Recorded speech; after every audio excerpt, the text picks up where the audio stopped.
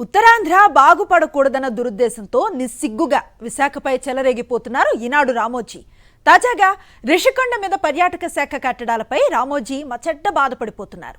తన ఆత్మ బంధువు చంద్రబాబు హయాంలో అడ్డగోలుగా కబ్జాలు జరిగితే నోరెత్తని ఆయన ఇప్పుడు అన్ని అనుమతులతో రిషికొండలో పర్యాటక శాఖ నిర్మాణాలు చేస్తూ ఉంటే పెడబొబ్బలు పెడుతున్నారు. నిజానికి విశాఖలో భూ కబ్జాలు చేసిందెవరు? ఆ భూముల్ని కబ్జాదారుల నుంచి కాపాడిందెవరు? రిషికొండపై రామోజీ చేస్తున్న రచ్చలో నిజమెంత? ఓసారి చూద్దాం. సీఎం వైఎస్ జగన్ పాలనలో రాష్ట్రం సమగ్రాభివృద్ధి చెందడం రామోజీకి అస్సలు నచ్చడం లేదు. అందులోనూ కొన్ని దశాబ్దాలుగా వెనకబాటుకు గురైన ఉత్తరాంధ్ర, విశాఖ నగరాభివృద్ధి అంటేనే ఆయన గుండెలు బాదుకుంటున్నారు.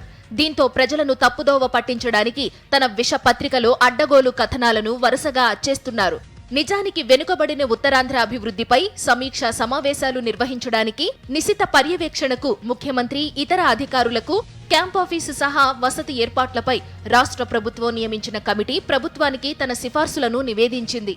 విశాఖ నగరంలోని అనేక ప్రభుత్వ, ప్రైవేటు, ఇతరత్రా భవనాలను పరిశీలించి కమిటీ తమ సిఫార్సులను అందజేసింది. ముఖ్యమంత్రికి భద్రత, పరిపాలనా అవసరాలు, క్యాంపు కార్యాలయం, వసతి ఒకే ప్రాంగణంలో ఉండడం, సరిపడా పార్కింగ్, దగ్గర్లోనే హెలిప్యాడ్ లాంటి అంశాలను పరిగణనలోకి తీసుకుని రుషికొండ వద్ద నిర్మించిన టూరిజం రిసార్ట్లు సానుకూలంగా ఉన్నాయని కమిటీ తేల్చింది. పైగా ముఖ్యమంత్రి రాకపోకల వల్ల నగర ప్రజలకు ఇబ్బందులు రాకుండా, ట్రాఫిక్ కు ఆటంకం లేకుండా ఉండేందుకు ఈ నిర్ణయానికి వచ్చామని కూడా తెలిపింది. ముగ్గురు సీనియర్ అధికారులు సభ్యులుగా ఉన్న కమిటీ ఇలా నివేదిక ఇచ్చిందో లేదో రామోజీరావు వెంటనే తన పైత్యానికి పదును పెట్టారు. వేదికపై సుద్దులు, తీరంలో ఘోరాలు అంటూ ఈనాడులో గగ్గోలు పెట్టారు.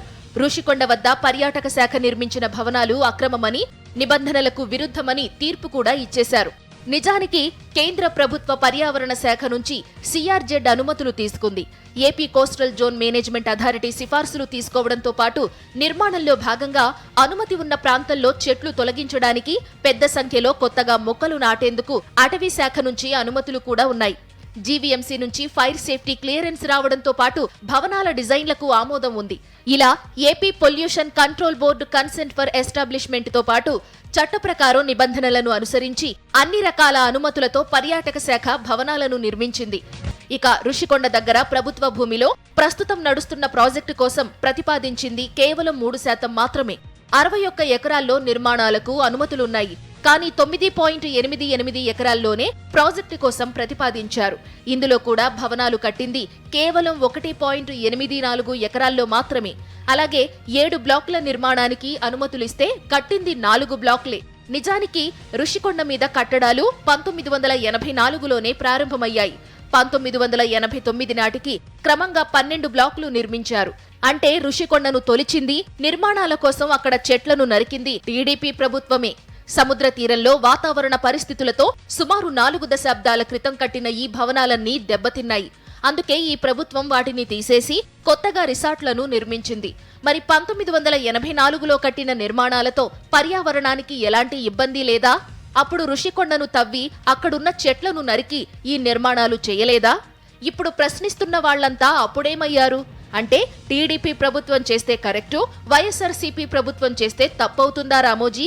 మరోవైపు టీడీపీ ఎమ్మెల్యే బాలకృష్ణ వియ్యంకుడుగా చంద్రబాబుకు బంధువైన మాజీ ఎంపీ ఎంవీవీఎస్ మూర్తి అడ్డగోలుగా విశాఖలో భూకబ్జాకు పాల్పడితే కనీసం ఒక్క ముక్క వార్త కూడా ఈనాడులో రాయలేదు.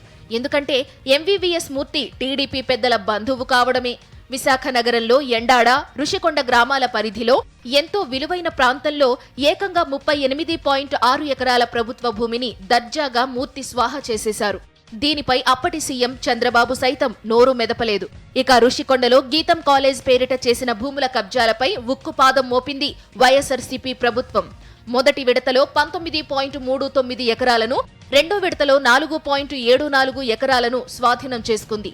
కోర్టు స్టే ఇవ్వడంతో మిగిలిన భూముల స్వాధీన ప్రక్రియకు తాత్కాలికంగా అంతరాయం ఏర్పడింది. నిజానికి విశాఖ నగరంలో చాలా నిర్మాణాలన్నీ కూడా కొండల మీదే ఉన్నాయి. డాల్ఫిన్ హిల్ మీద పెద్ద సంఖ్యలో నేవీ సిబ్బంది క్వార్టర్లు నిర్మించారు. సర్క్యూట్ హౌస్ గా పిలిచే గవర్నర్ బంగ్లా కూడా కొండ మీదే ఉంది. ఐటీ హిల్స్ ప్రాంతాన్ని చూస్తే దాదాపు అన్ని భవనాలు కొండల మీదే ఉన్నాయి. మిలీనియం టవర్స్ ఉండేది ఈ కొండ మీదే. రామానాయుడు స్టూడియోస్ మొత్తం కొండల మీదే ఉంది. ఇక ఋషికొండకు దగ్గరలో ఉన్న పెమా వెల్నెస్ సెంటర్ కూడా పూర్తిగా కొండ మీదే నిర్మించారు. ఋషికొండ మీద ఏదో జరిగిపోతోందంటూ గగ్గోలు పెడుతున్న రామోజీరావు నిజానికి ఎక్కడుంటున్నారు?